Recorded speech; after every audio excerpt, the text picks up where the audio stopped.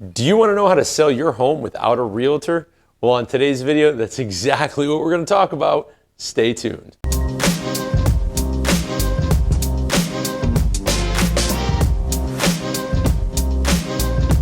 Hey, welcome to Living in Connecticut. My name is Aaron Bowman, and my team and I sell real estate right here in Connecticut. So whether you're buying, selling, renting, or investing, reach out to us, leave a comment. All of our contact information is in the description. Now, like I said, today's topic is how to sell your home without a realtor.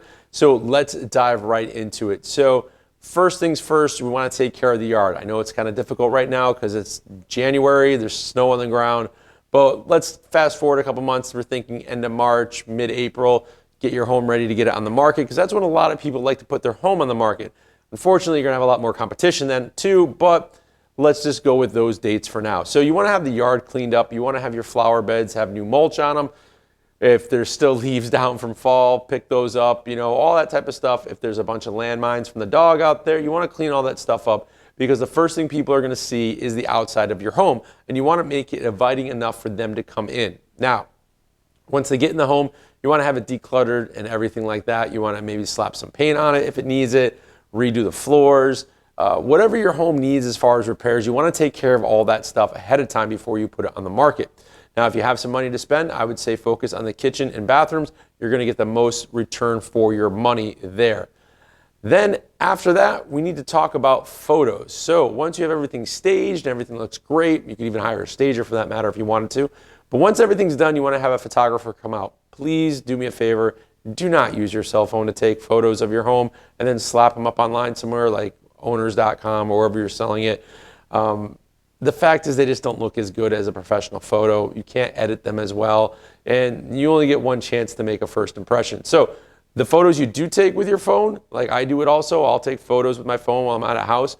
Those are great for Instagram or certain online platforms. So just keep that in mind. Now, if you can't do the photos yourself and you can't afford to hire a photographer, at that point, I would say you have nothing else than use your phone. Just hopefully have the newest phone out there with the best camera system in it. So if you're rocking an iPhone 7, I guess, or maybe an older Galaxy, see if you have a buddy or a friend that has one of the newer phones that you could use to take the photos with.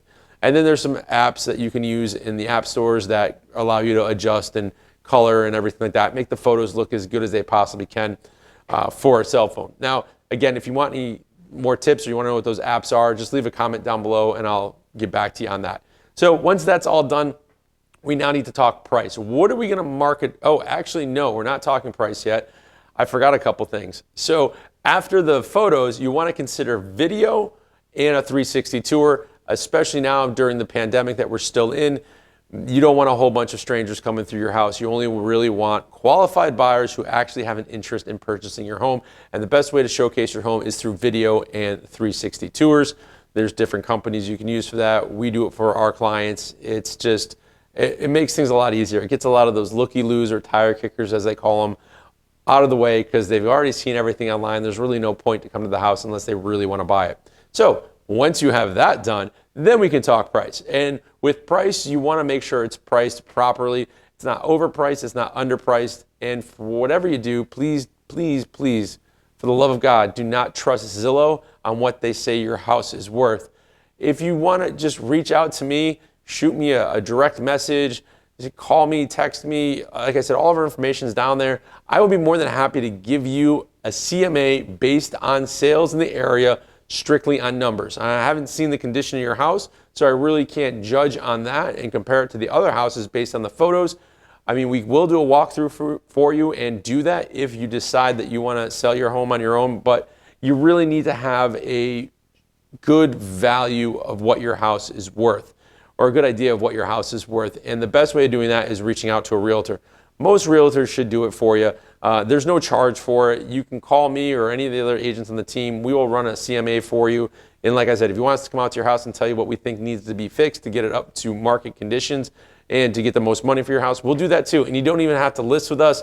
There's no pressure. We just like to provide value to the people here in Connecticut, especially ones that are thinking of selling their home, because I think that, sometimes people trust what they find online and it's just not the case. So Once you've figured out price, now what are you going to do with all this information? We have photos, we have videos, we have 360 tours, we have the price, we have the home staged, everything's been cleaned and painted and what have you. Now we got to know where to market our home. Yes, you can throw it up on Zillow. You might have some luck on there. You're probably just going to get a bunch of phone calls from realtors asking if you want to list with them. You can put it up on owners.com. There's a few other websites out there. My suggestion to you is social media. And if you're not good with social media, get good quick, because that's where you're going to find your buyer. That's how we find a lot of our buyers for homes that we sell. So you're going to want to look at Facebook, Instagram, YouTube, especially YouTube to host your videos. You can do it for free there.